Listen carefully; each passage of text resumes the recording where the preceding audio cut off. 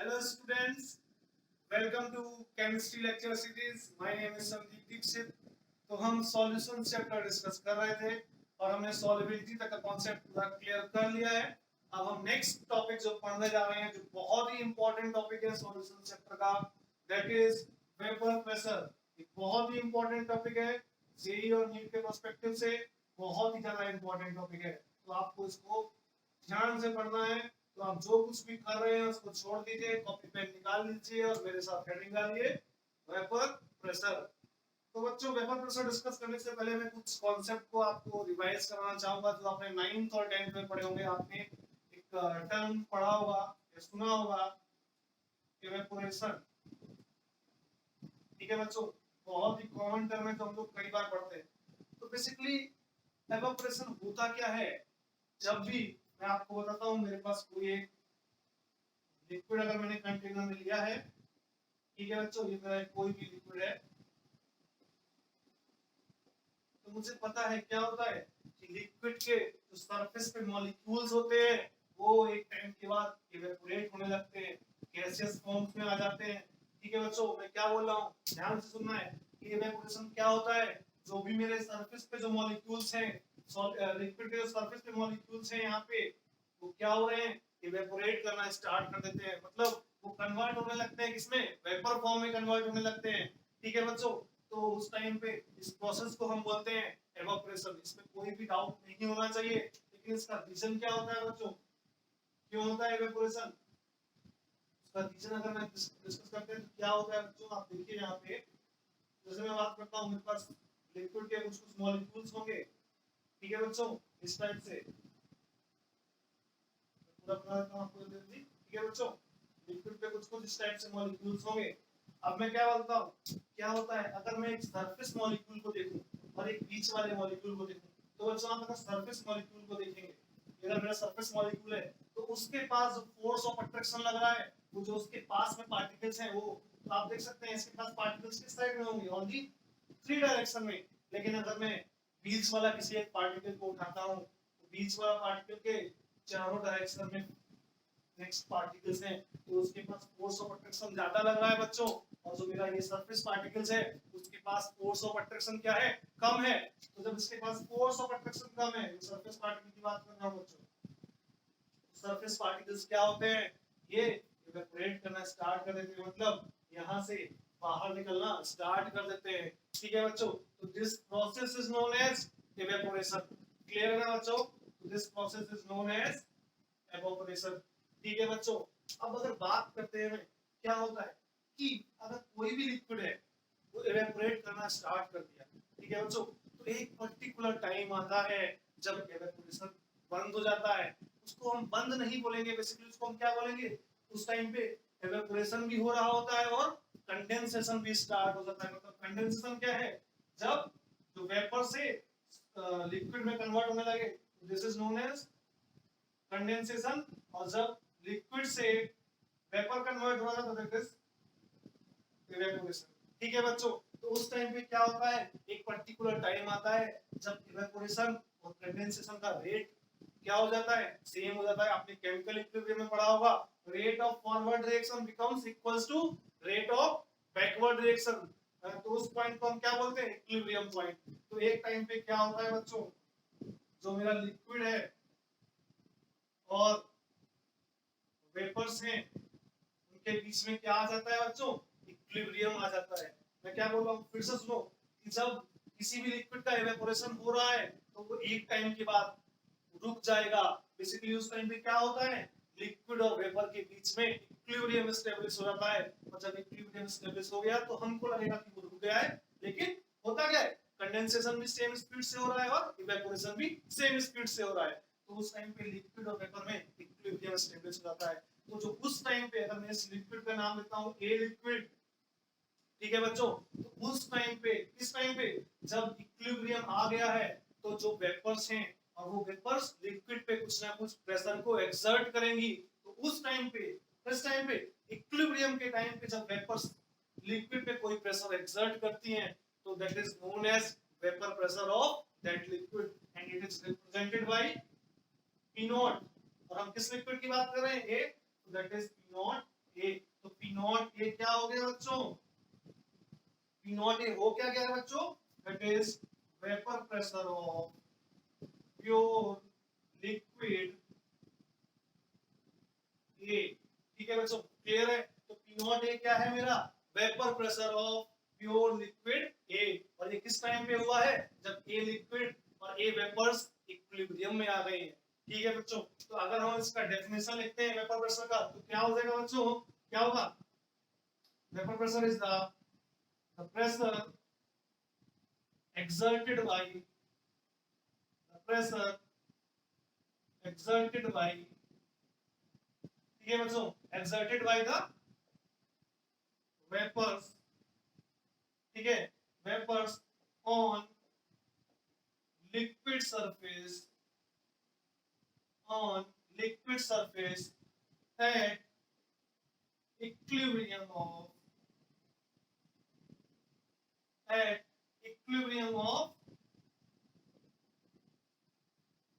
liquid and vapors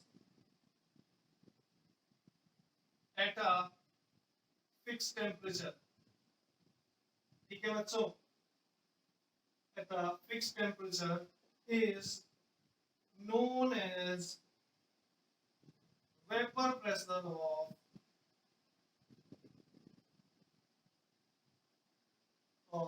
that liquid। ठीक है बच्चों, तो इस डेफिनेशन में कुछ भी अलग नहीं है। क्लियर बच्चों, तो क्या होगा, the pressure exerted by vapours on liquid surface at equilibrium of liquid and vapor at a fixed temperature is known as vapor pressure of that liquid। ठीक है बच्चों, क्लियर है। अब अगर हम इसकी बात करते हैं, इट डिपेंड्स कि अब वेपर प्रेशर किन किन फैक्टर्स पे डिपेंड करने वाला है। तो बेसिकली अगर हम लिखेंगे तो यहां से हम लिखते हैं it depends on following factor. ठीक है बच्चों, तो अगर सबसे पहला हम फैक्टर लेते हैं, सोचो बच्चों, तो मुझे पता है कुछ सब्सटेंस होते हैं जो ज्यादा वेपर फॉर्म करेंगे और कुछ सब्सटेंस होंगे जो कम वेपर फॉर्म करेंगे और कुछ सब्सटेंस होंगे जो बिल्कुल भी वेपर फॉर्म नहीं करेंगे। तो इसका मतलब क्लियर हो रहा है कि वेपर प्रेशर किस पे डिपेंड करेगा, नेचर ऑफ, बोलो बच्चों, नेचर ऑफ सब्सटेंस। ठीक है बच्चों, किस पे डिपेंड करने वाला है vapour pressure, nature of substance पे डिपेंड करने वाला है। ठीक है, तो वी नो दैट अगर मैं बोलता हूं सब्सटेंस को दो पार्ट में अगर मैं डिवाइड करता हूं, first one is volatile substances and second one is non volatile substances। ठीक है बच्चों, मैंने क्या किया है, सब्सटेंस को दो पार्ट में डिवाइड किया है, first one is volatile substances and second one is non volatile substance। तो volatile substance का मतलब क्या होता है, there is a possibility of evaporation। तो volatile substance क्या होते हैं, इसमें टेंडेंसी होती है evaporate करने की। ठीक है बच्चों, volatile substance क्या होंगे, टेंडेंसी टू evaporate। दिखाई दे रहा है बच्चों, नहीं दिखाई दे रहा तो आपको सुनाई दे रहा होगा। तो volatile substances are those substances which has tendency to evaporate and non volatile, बोलो बच्चों, does not have tendency to evaporate, does not have tendency to evaporate। ठीक है बच्चों, क्लियर हो गया।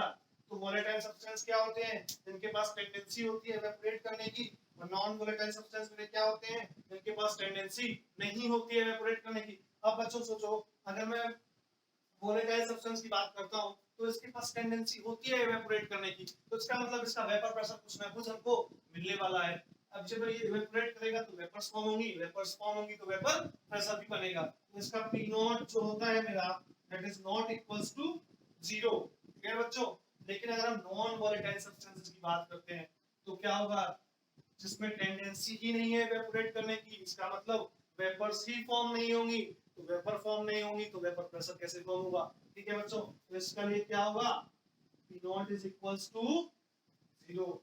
ठीक है बच्चों, क्लियर है। तो नेचर ऑफ सब्सटेंस पे कैसे डिपेंड करता है, अगर सब्सटेंस मेरा वोलेटाइल है तो क्या होने वाला है, P naught is not equals to 0. If substance is non volatile then P naught will be 0. ठीक है बच्चों, अगर हम इसको और आगे पढ़ते हैं नेचर ऑफ सब्सटेंस में, अगर हम इसको और आगे पढ़ते हैं तो बच्चों क्या हो जाएगा, तो क्या बोल सकते हैं इवेपोरेशन की अगर intermolecular forces of attraction, intermolecular forces of attraction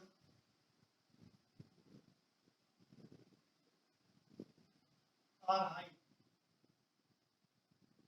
ठीक है बच्चों, अगर इंटरमोलिकुलर फोर्स ऑफ अट्रैक्शन किसी के हाई होंगे, मतलब अगर इसमें जो मॉलिक्यूल्स हैं उनके बीच में फोर्स बहुत ज्यादा है, तो क्या वो इजीली इवेपोरेट करेंगे? नहीं करेंगे, क्योंकि वो अपने पास रहना चाहेंगे, वो इजीली इवेपोरेट नहीं करेंगे, तो वेपर्स कम क्रिएट होंगी, वेपर्स कम क्रिएट होंगी तो वेपर प्रेशर क्या होने वाला है? कम होने वाला है। तो वेपर प्रेशर क्या होगा बच्चों? कम होगा, वेपर प्रेशर कम हो जाएगा। ठीक है बच्चों, जैसे अगर हम एग्जांपल लेते हैं,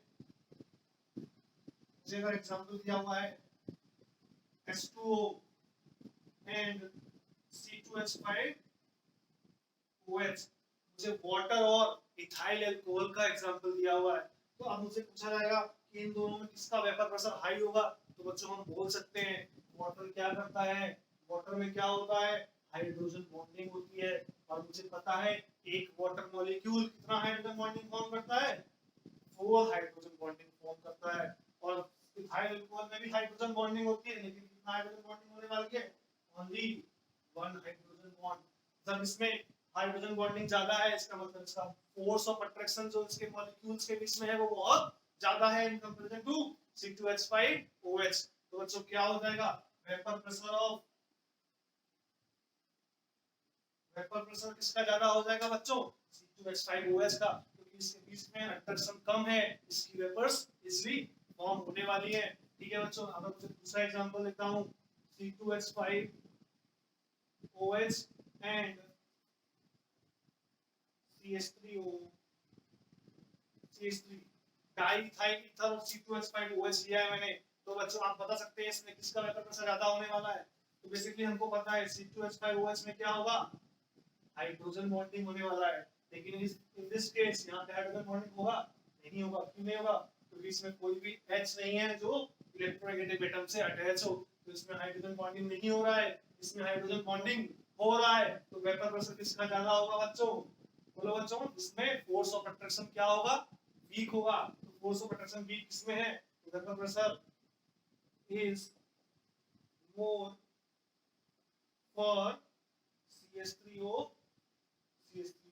ठीक है बच्चों, तो अगर हम बता सकते हैं हम डायरेक्टली किसका वेपर प्रेशर ज्यादा होने वाला है और किसका कम होने वाला है। ठीक है, now second factor on this vapour pressure depends is that is temperature. ठीक है बच्चों, टेंपरेचर से तो क्लियर है वेपर प्रेशर डिपेंड करेगा, कैसे करेगा बच्चों, तो अगर मेरे पास लिक्विड था यहाँ पे, ठीक है, तो आप सोचो अगर मैंने इसमें टेम्परेचर इंक्रीज कर दिया है, ठीक है बच्चों, टेम्परेचर इंक्रीज किया है, तो अगर हम टेम्परेचर को इंक्रीज करेंगे तो क्या होगा, जो पार्टिकल्स हैं, पार्टिकल्स का क्या होगा, काइनेटिक एनर्जी इंक्रीज कर जाएगा, टेम्परेचर इंक्रीज करने से पार्टिकल्स का काइनेटिक एनर्जी इंक्रीज कर जाएगा, इसका मतलब मोर वेपर्स फॉर्म करेगा, मोर वेपर्स फॉर्म करेगा, तो वेपर प्रेशर क्या होगा बच्चों, इंक्रीज कर जाएगा। ठीक है बच्चों, क्लियर है, मैंने क्या बोला, टेम्परेचर को जब हम इंक्रीज करते हैं तो kinetic energy of these particles, surface particles will increases, so more vapours will form, that means vapour pressure of liquid will increases. ठीक है बच्चों, थर्ड पॉइंट की तरफ बात करता हूं, बॉइलिंग पॉइंट। ठीक है बच्चों, तो बॉइलिंग पॉइंट की अगर मैं बात करता हूं, तो बेसिकली बॉइलिंग पॉइंट होता क्या है, boiling point is a temperature where vapor pressure of liquid becomes equals to the vapor pressure of atmosphere, या vapor pressure जब 1 atm के इक्वल हो जाता है तो उस टेम्परेचर को हम क्या बोलते हैं, बॉइलिंग पॉइंट। तो बच्चों अगर सोचो मैंने बॉइलिंग पॉइंट किसी का डिक्रीज हुआ है, बॉइलिंग पॉइंट किसी का कम है, तो उसका वेपर प्रेशर क्या होने वाला है बच्चों, सोचो, अगर बॉइलिंग पॉइंट कम है इसका मतलब वो कम टेम्परेचर पे ही 1 atm प्रेशर को अचीव कर रहा है, इसका मतलब वेपर प्रेशर क्या होगा, हाई होगा। ठीक है, क्लियर है बच्चों। नाउ फोर्थ पॉइंट अगर मैं बात करता हूं, तो फोर्थ पॉइंट में अगर मैं सोचता हूं purity of the liquid, the purity of the substance. ठीक है बच्चों। अगर प्योरिटी ऑफ लिक्विड की बात करता हूं मैं फोर्थ पॉइंट में, तो बच्चों सोचो कि पहले मेरे पास, अगर मैं ए लिक्विड की बात करता हूं तो उसमें क्या था, A molecules A molecules A molecules A molecules A molecules थे, तो वेपर प्रेशर क्रिएट हो रहा था। ठीक है बच्चों। अब मैं क्या बोल रहा हूं, मैंने कुछ इंप्योरिटीज ऐड कर दी है उसमें, तो बच्चों अगर मैं इंप्योरिटीज ऐड करूंगा तो ए के साथ में यहाँ पे कुछ इंप्योरिटी आ जाएगा, फिर ए इंप्योरिटी ए, तो एक सरफेस पे ए मॉलिक्यूल्स क्या हो गए बच्चों, कम हो गए हैं। क्यों कम हो गए हैं, क्योंकि कुछ पोजीशन को इंप्योरिटीज ने ऑक्युपाई कर लिया है। जब इंप्योरिटीज को ऑक्युपाई कर लेंगी या कोई दूसरा सॉल्यूशन उसको ऑक्युपाई कर लेगा, तो ए के लिए क्या होगा, कम सरफेस पार्टिकल्स रह जाएंगे। जब सरफेस पार्टिकल्स कम हो जाएंगे तो वेपर प्रेशर क्या हो जाएगा, कम हो जाएगा। ठीक है बच्चों। तो pure liquid has always high vapour pressure than in any solution. ठीक है बच्चों। तो अगर किसी भी लिक्विड को सॉल्यूशन में बनाओगे तो कभी भी उसका प्रेशर क्या होने वाला है, कम होने वाला है। किससे कम होने वाला है, प्योर लिक्विड के वेपर प्रेशर से। ठीक है बच्चों, क्लियर है। तो हमने देख लिया है किन किन फैक्टर्स पे मेरा वेपर प्रेशर डिपेंड करता है। क्लियर बच्चों। अब मेन कॉन्सेप्ट मेरा स्टार्ट होता है। अगर हम वेपर प्रेशर फाइंड आउट करते हैं, vapour pressure of two volatile, या बेसिकली बोल सकते हैं हम इसको vapour pressure of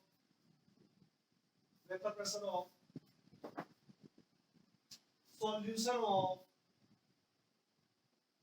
of two volatile liquids. ठीक है बच्चों, हम क्या कर रहे हैं, वेपर प्रेशर निकाल रहे हैं। किसका, एक सॉल्यूशन लिया है, तो सॉल्यूशन में क्या हो रहा है, दो वोलेटाइल लिक्विड है, मतलब सॉल्यूट भी मेरा वोलेटाइल है और सॉल्वेंट भी वोलेटाइल लिक्विड है। ठीक है बच्चों, सॉल्यूट भी मेरा वोलेटाइल लिक्विड है, सॉल्वेंट भी वोलेटाइल लिक्विड है। तो उस टाइम पे जो सॉल्यूशन बनता है उसका वेपर प्रेशर क्या होने वाला है, तो इसमें राउल्ट्स लॉ एक टर्म आने वाला है जो हम अभी देखेंगे। तो बच्चों सोचो, अगर मैंने एक लिक्विड पी ले लिया है और एक लिक्विड मैं ए लेता हूँ और सॉल्वेंट को मैं बी ले लेता हूँ। ठीक है बच्चों। तो जब मेरे पास प्योर सॉल्वेंट होगा तो उस टाइम पे जो वेपर प्रेशर होगा, सॉरी प्योर ए होगा, तो उस टाइम पे जो वेपर प्रेशर होगा मेरा क्या होगा बच्चों, पी नॉट ए होने वाला है। ठीक है बच्चों। अब मैंने इनको मिक्स कर दिया है किसके साथ में, सॉल्वेंट दिया है मैंने, प्योर सॉल्वेंट बी होगा, तो उस टाइम पे जो वेपर प्रेशर होने वाला है बच्चों वो क्या होगा, पी नॉट बी होगा। ठीक है। जब मैंने इन दोनों को मिक्स करके एक सॉल्यूशन बना दिया है, सॉल्यूशन में क्या होगा, a प्लस बी होने वाला है। ठीक है बच्चों। तो यहाँ पे जो प्रेशर क्रिएट होगा दैट इज Pt, तो मुझे उस Pt को निकालना है। तो Pt बेसिकली क्या होगा, partial pressure of A plus partial pressure of B। ठीक है बच्चों। ये P not A plus P not B क्यों नहीं होगा, सोचो बच्चों क्यों नहीं होगा, क्योंकि पहले A मॉलिक्यूल्स सरफेस पे A मॉलिक्यूल्स थे, तब प्योर लिक्विड का P नॉट A आता है। अगर सरफेस पे खाली B मॉलिक्यूल्स थे, ठीक है बच्चों, तो प्योर लिक्विड का P नॉट भी आता है। लेकिन अभी इस केस में क्या हो जाएगा, कुछ A आ जाएंगे, कुछ B आ जाएंगे। ठीक है बच्चों। तो इनका वेपर प्रेशर क्या होगा, चेंज हो जाएगा। जैसा कि अभी हमने इसमें देखा था प्योरिटी ऑफ लिक्विड में, अगर कोई भी लिक्विड को हम सॉल्यूशन बना देते हैं तो उसका वेपर प्रेशर कम हो जाता है। तो जो हम यहाँ से बोल सकते हैं P not A is greater than PA and P not B is also greater than PB। तो P टोटल जो यहाँ पे आ रहा होगा that will be sum of partial pressure of A plus partial pressure of B। ठीक है बच्चों। अब जब इस P टोटल को निकालना है या इस PA को निकालना है, इस PB को निकालना है, उसके लिए हमको राउल्ट्स लॉ को फॉलो करना होता है। ठीक है बच्चों। तो क्या है ये, राउल्ट्स लॉ। ठीक है बच्चों। तो इसका अगर हम स्टेटमेंट लिखेंगे तो क्या होता है बच्चों, देखिए in a solution in a solution of two miscible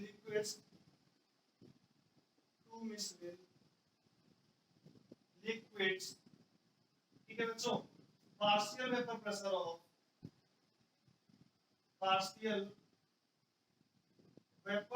of each liquid is directly proportional to the mole fraction of that liquid in the solution। ठीक है बच्चों, तो ये जस्ट एक हेनरीज लॉ का ही एक पार्ट होता है, स्पेसिफिक केस होता है। तो बेसिकली इसमें क्या बोला है, अगर मैंने कोई सॉल्यूशन बनाया है, टू मिक्सिबल लिक्विड का जो मिक्स कर जाते हैं, तो अगर मैं उनका पार्शियल प्रेशर निकालूंगा तो that will be directly proportional to the mole fraction of that liquid in the solution. तो बेसिकली अगर हम पीए निकालेंगे अकॉर्डिंग टू राउल्ट्स लॉ, तो पीए क्या हो जाएगा बच्चों, PA will be proportional to XA. XA is the mole fraction of A, और पीवी क्या हो जाएगा बच्चों, पीवी हो जाएगा XV. This is Raoult's law. ठीक है बच्चों, आप इसको नोट करिए, हम अभी इसको और आगे समझते हैं।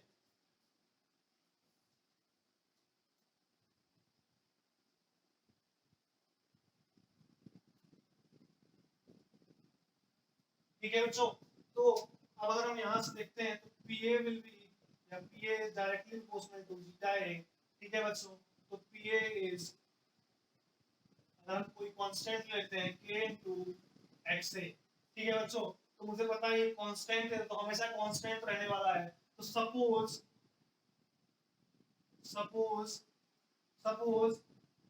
सॉल्यूशन में ओनली प्योर ए है।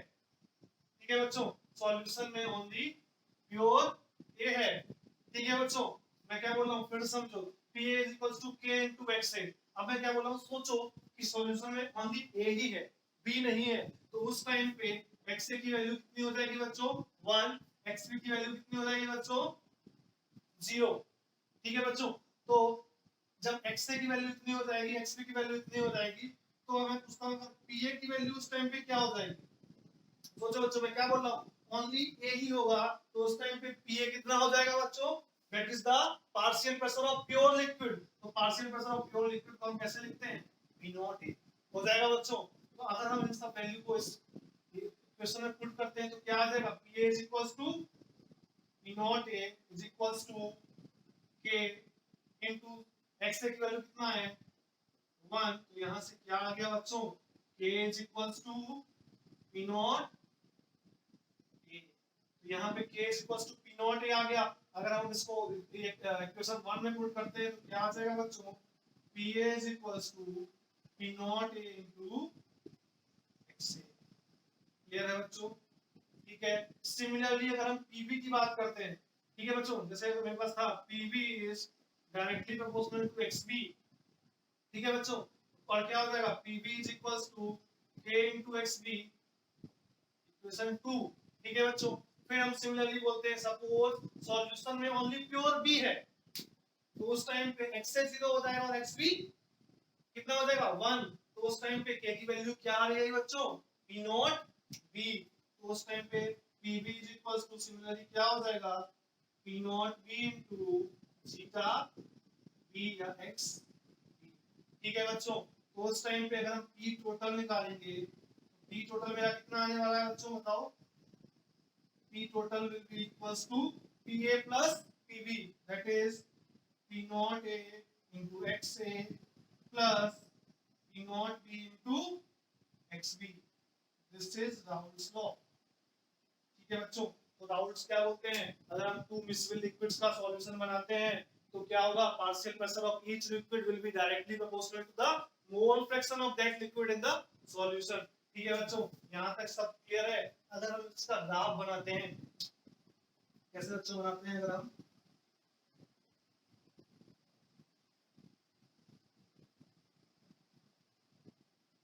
ठीक है बच्चों, इसको हम लाइन पे एक्स एक्सिस पे कंपोजिशन लेते हैं, अगर वाई एक्सिस पे वेपर प्रेशर लेते हैं। ठीक है बच्चों, तो अगर मैं सोचता हूं कि इस पॉइंट पे initially x is equals to 1, मैं क्या बोल रहा हूं, इनिशियली सॉल्यूशन में ओनली ए था। सोचो, इनिशियली सॉल्यूशन में ओनली ए था। ठीक है, तो सॉल्यूशन में अगर ओनली ए होगा तो उस टाइम पे एक्स की वैल्यू कितनी हो जाएगी 1, और एक्स की वैल्यू कितनी हो जाएगी बच्चों 0। मैं क्या बोल रहा हूं, इनिशियली ओनली ए है तो मोल फ्रैक्शन ऑफ ए कितना हो जाएगा 1, और मोल फ्रैक्शन ऑफ बी कितना हो जाएगा 0। अब मैंने क्या किया, उसमें बी ऐड करना स्टार्ट कर दिया, धीरे धीरे मैं उसमें बी ऐड कर रहा हूं, बी ऐड कर रहा हूं। तो एक टाइम पे मैंने क्या बोला फाइनल स्टेज पे कि अब उसमें केवल और केवल बी है, तो उस टाइम पे एक्स बी की वैल्यू कितनी हो जाएगी 1, और एक्स ए की वैल्यू कितनी हो जाएगी बच्चों 0। ये चीज क्लियर होनी चाहिए आपको। मैं क्या बोल रहा हूँ, इनिशियली ओनली ए लिक्विड है तो एक्स ए की वैल्यू 1 हो जाएगी, और एक टाइम के बाद मैंने क्या बोल दिया, ओनली बी लिक्विड है तो एक्स ए की वैल्यू कितनी हो जाएगी 0। तो अब बच्चों सोचो, जिस टाइम पे X A is equal to 1, that means only A होगा, तो उस टाइम पे जो वेपर प्रेशर आएगा वो क्या आएगा, vapour pressure of pure liquid, that is P not a. उस टाइम पे वेपर प्रेशर कितना आने वाला है मेरा, पी नॉट ए। ठीक है बच्चों, क्लियर है। अब मैं क्या बोल रहा हूँ, उसके बाद अगर मैं बोला जब ओनली एक्स बी होगा तो उस टाइम पे प्रेशर कितना आने वाला होगा, प्योर लिक्विड ऑफ बी का आने वाला होगा, that is P naught B. अब ये ज्यादा भी हो सकता है पी नॉट ए से, कम भी हो सकता है, जो आपकी मर्जी आप करिए। ठीक है बच्चों, तो हो क्या रहा है सोचो, मैं क्या बोल रहा हूँ, एक्स से तब पी नॉट ए है मेरे पास। ठीक है बच्चों, अब अगर मैं बोलता हूँ जब मैंने एक्स ए की क्वांटिटी को कम करना स्टार्ट किया, जब मैं उससे ए कम करना स्टार्ट कर दूंगा तो क्या होगा बच्चों, बोलो, पी ए की वैल्यू या पार्शियल प्रेशर ऑफ ए की वैल्यू क्या हो जाएगी, कम हो जाएगी। मैं क्या बोल रहा हूँ, जब मैं ए यहाँ से कुछ कम करना स्टार्ट कर दूंगा तो उस टाइम पे पी ए की वैल्यू या पार्शियल प्रेशर ऑफ ए की वैल्यू क्या हो जाए स्टार्ट करेगी, कम होना स्टार्ट हो जाएगी। ठीक है बच्चों, और जब ए बिल्कुल नहीं रहेगा तो पार्शियल प्रेशर ऑफ ए कितना हो जाएगा 0। वैसे ही सेम केस, पहले पीबी जब ओनली बी है तो पी नॉट बी था, लेकिन उसके बाद में अगर हमने बी कम करना स्टार्ट कर दिया इस डायरेक्शन में, और एक टाइम पे जब बी 0 हो जाएगा तो प्रेशर कितना हो जाएगा 0 हो जाएगा। ठीक है बच्चों, क्लियर। तो ये हो गया मेरा पी ए और ये हो गया मेरा पी नॉट बी। तो यहाँ पे हम अगर उसको लिखेंगे तो क्या आएगा बच्चों, P A is equal to P not A into X A, और ये वाला बच्चों क्या हो जाएगा, P B is equal to P naught B into X B. अब इसको करके देख लो, अगर एक्स इज इक्वल टू 1 तो किस केस पे, इस केस पे, तो P A is equal to कितना हो जाएगा मेरे पास पी नॉट ए। अगर x B is equal to 1 तो P not sorry P B is equal to कितना हो जाएगा पी नॉट बी। ठीक है बच्चों, क्लियर है, इसमें कोई डाउट होना नहीं चाहिए। और अगर हम पी टोटल की बात करेंगे तो अगर हम इन दोनों को कनेक्ट कर देंगे, या सॉरी स्ट्रेटली इसको कनेक्ट करना है, ये थोड़ा सा मेरा हो गया स्मार्ट आउट, क्या बोला, इनको स्ट्रेट से कनेक्ट कर दो, स्ट्रेट लाइन से। ठीक है बच्चों, तो ये हो गया मेरा। ठीक है, तो ये मेरा क्या हो जाएगा, P total that is equals to P not A zeta A plus P not B zeta B। ठीक है बच्चों, ये क्लियर है, ये ग्राफ भी पूरा क्लियर होना चाहिए। तो यहाँ से P total is equals to कितना आ गया, P not A into XA plus P not B into XB। तो आप उसको XA बोलो या इसको जीटा A बोलो, दोनों करेक्ट है। तो डाउट्स तो आपका क्लियर है। अब हम इस पे कुछ क्वेश्चंस प्रॉब्लम्स करने वाले हैं, तो आप उसको मेरे साथ सॉल्व करिएगा। तो क्वेश्चन नंबर 1 अटेम्प्ट करिए, आप वीडियो को पॉज करिए और क्वेश्चन नोट करके अटेम्प्ट करने का ट्राई करिए। ठीक है, तो आपने अटेम्प्ट कर लिया है। तो at 25 degree Celsius, the total pressure of an ideal solution obtained by mixing 3 moles of A and 2 moles of B is 184 torr। ठीक है, तो PT is given, it is 184 torr। ठीक है बच्चों, एंड क्या गिवन है 3 moles of A and 2 moles of B। तो अगर मोल फ्रैक्शन ऑफ A निकालेंगे तो क्या हो जाएगा, 3 moles of A divided by moles of A plus B, that is 3 plus 2, that is 3/5। और अगर हम XB निकालेंगे तो क्या हो जाएगा बच्चों, 2 divided by 3, plus 2 that is 2/5। Clear है बच्चों? एंड राउल्स लॉ से हम जानते हैं Pt is equals to P not A into XA plus P not B into XB। Clear है? Pt हमको कितना गिवन है 184 is equals to P naught A given है क्या? हाँ, P naught A is given, that is 200 torque into 3/5 plus P naught B given है क्या? हमको P naught B find out करना है। P naught B into कितना है ये 2/5 ठीक है बच्चों, इसको हम सॉल्व कर सकते हैं क्या? तो चलो करते हैं 184 is equals to 200 into 3/5 क्या हो जाएगा 0.6। ठीक है, ये क्या हो जाएगा 0.6 हो जाएगा 120 माइनस ये कितना हो जाएगा 0.4 P नॉट B। ठीक है बच्चों, तो यहाँ से P नॉट B कितना आ जाएगा P not B is equals to 184 minus 120 divided by 0.4 that is 64 divided by 0.4 हो जाएगा। तो कितना आएगा बच्चों 64 divided by 0.4 कितना हो जाएगा 5 into 4 0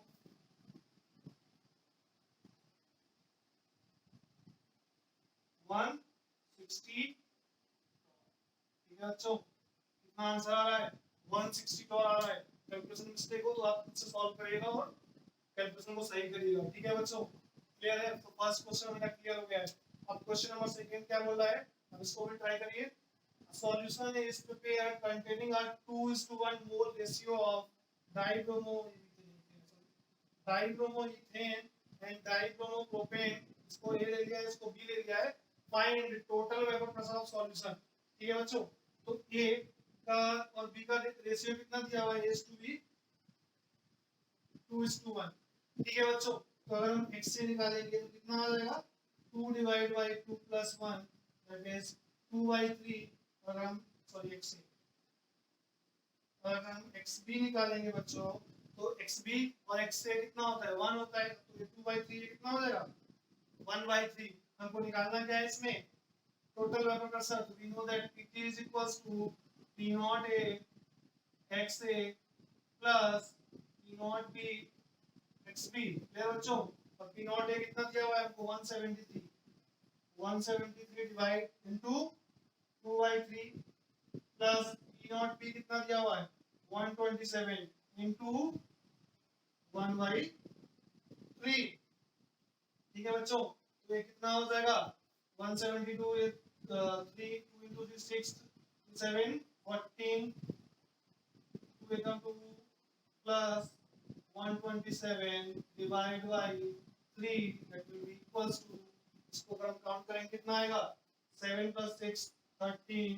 ठीक है, तो फिर क्या होगा 2 4 6 6 7।